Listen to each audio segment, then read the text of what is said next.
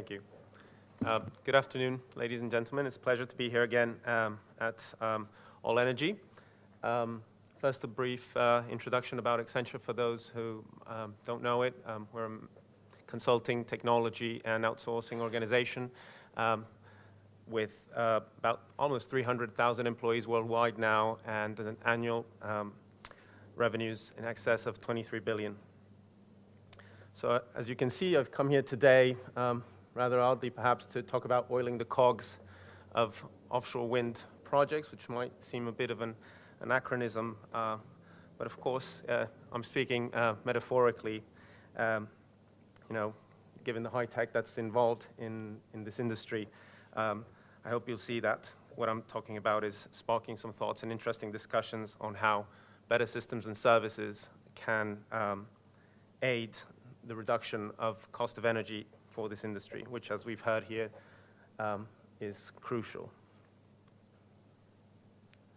So very quick context. We've heard this in different guises today, but the offshore wind industry, and especially focusing on the Round 3 projects, it's big. We've seen the numbers around the robust pipeline of mega projects, the gigawatt scale projects. It's new, so most of these projects are being developed by consortia, not the usual partnering approach for many utilities in this space, and it's fast. So the cost reduction program needs to happen at a really record pace. I mean, it's faster than crying, the cost reduction in the new era that the oil and gas industry faced in the North Sea, or anything else for that matter. Having done in the North Sea 30–40% reduction by 2020, 2022 is really an ambitious program. So the main point I'd like to make today is that there's a series of small business challenges related to the non-core areas that are system and business services for an offshore wind project that can have important knock-on effects on core project development and execution work streams. So little things you can do up front, and this is not a big chunk of the CapEx, but that will certainly help you execute your projects better and more efficiently. Well, my presentation today covers some of those challenges and presents some ideas for these solutions. And hopefully for this industry and at this moment, you'll agree with me that every little helps. So the first challenge is really about development consortia getting distracted.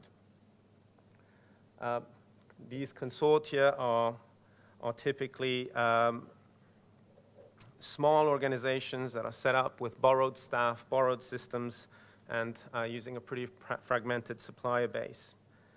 And that setup can generate issues in areas such as stakeholder management, the project management, the handover to owner, in securing business and IT services from the parent organizations, and in facilitating much needed collaboration among partners.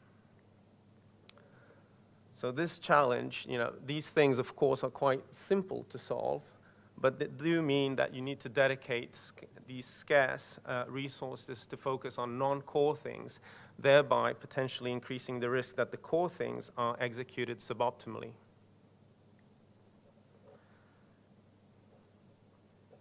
The second challenge concerns project and engineering data and the handover event, and I'll tell you in a little bit what I mean by that, which is basically when EPCs and contractors pass on a mountain of information regarding the built asset to the owner-operator. But before I talk about that, let me just have a word on engineering data. From the slide, you can see that engineering data really covers a wealth of information that the asset owner-operator crucially needs to deliver the highest possible value from the asset. In fact, this information is crucial not only for ramping up the asset to its maximum operating capacity, but also for maintenance during operation, so really crucial to helping lower the cost of energy. So what happens at that handover point? Typically, and of course companies are at different stages of maturity on this, but a lot of data is handed over from the EPCs, suppliers, from different systems onwards to different people in the owner-operator organization. It's really a lot of information handed over in different formats and different types. and often there's little or no integration on the side of the owner-operator to make sense of them if the owner-operator systems don't handle the file formats or don't even understand what they are. Ideally, these need to be passed on to the operation and maintenance system, or perhaps shared across the joint venture partners. So during the handover process of the data, the typical approach is a one-time data dump towards the end of the project, or even afterwards. This leaves then the asset owner with a huge volume of data in various forms and distributed among different parties. I mean, we've seen in our own experience examples of binders and documents ending up in filing cabinets and people not knowing what to do with them. And that can really make that data, which is crucial for the asset operation and maintenance, unusable and can affect ramp-up and maintenance. Another angle of the or facet of the handover challenge is actually quite specific to UK offshore wind. In other places in Europe, the projects are being developed by single entities. Here, most developers have taken a consortium approach, so there's actually likely to be not one handover event, but possibly several handover events. So things like contract traceability become important if you can't trace back from the original owner where you had the original design, and this can ultimately affect, again, I'll keep saying it over and over, the ramp up after the commissioning or the maintenance and operations activities. So with these ownership changes, and we hear that the firms actually developing the asset might not be the same ones owning and operating the asset, these issues of handover are potentially amplified, especially as you move closer, if those handovers occur closer to the commissioning date. The third challenge, and we've heard quite a bit, it's a very big industry theme here today in the morning and from my fellow panelists here, but the early setup of the supply chain is a crucial challenge. Of course, you know, the Crown Estate reports and the Cost Reduction Task Force reports have highlighted, but before the big ticket items that are talked about in those studies, let's just highlight some simpler ones that are addressable earlier on in early stage projects. Some examples include non-standardized contracts, and here I'm not talking about alliancing, but simply about standard terms for simple contracts, and a lot of time and resources in the early stages of the consortium development can be saved here.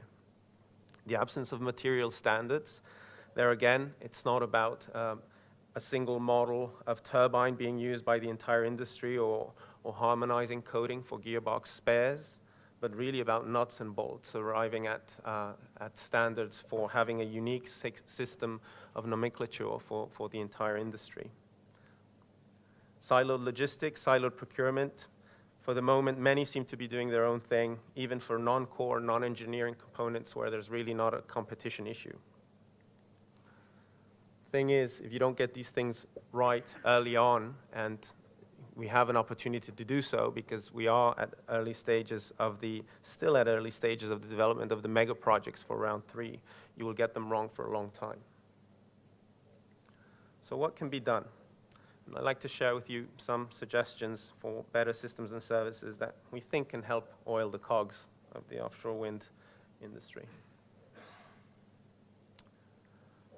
The first is around shared systems and shared services for development consortia. So, of course, everyone's competing, and there are core things that no one wants to hand out to anyone. But there is scope for initially sharing systems and services, and there I'm just highlighting on that slide some examples.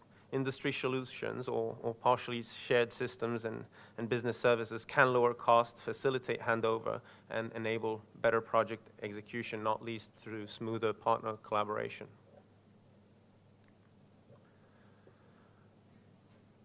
Concerning the handover event challenge, just a quick note on the evolution of engineering, data, and asset lifecycle management. There really has been a progression from hard copy information to digital data, where data interchangeability has become a lot more prevalent.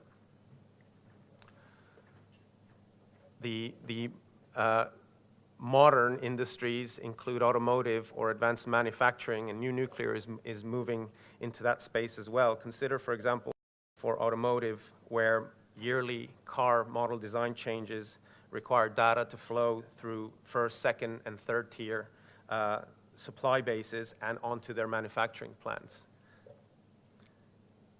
In the energy industries, most assets, or many assets, and other heavy industries are really not there yet. Oops. We're really a little bit behind the curve relative to automotive, not to mention aerospace and defense, which is really the leading sector here. So the solution is really about building operational readiness. How to deal with that handover event? Well, rather than having a one-off event where everything gets transferred, it's much better to have a continuous handover, progressively handing over the data as it is developed during design and construction, thus enabling the project to stay up to date with usable data for startup and maintenance. It can get even better, and here's an example of things that are done in the oil and gas industry. During the EPC phase of the project, you can set up an interoperability platform that effectively translates all of the data and information into forms that are usable by the operator.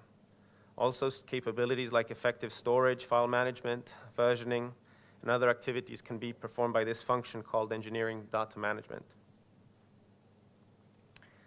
Many of the utilities have this capability individually, but as consortia partners, the questions of interoperability and handover do loom.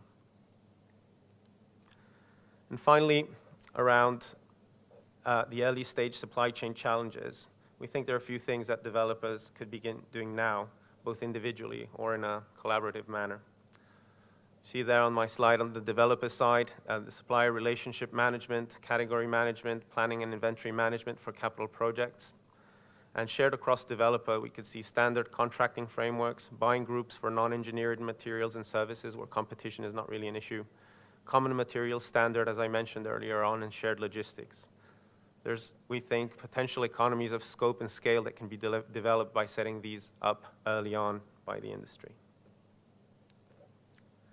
So I hope this has provoked some thoughts and ideas. I really look forward to exchanging with you during the remainder of the conference. And thank you very much for your attention.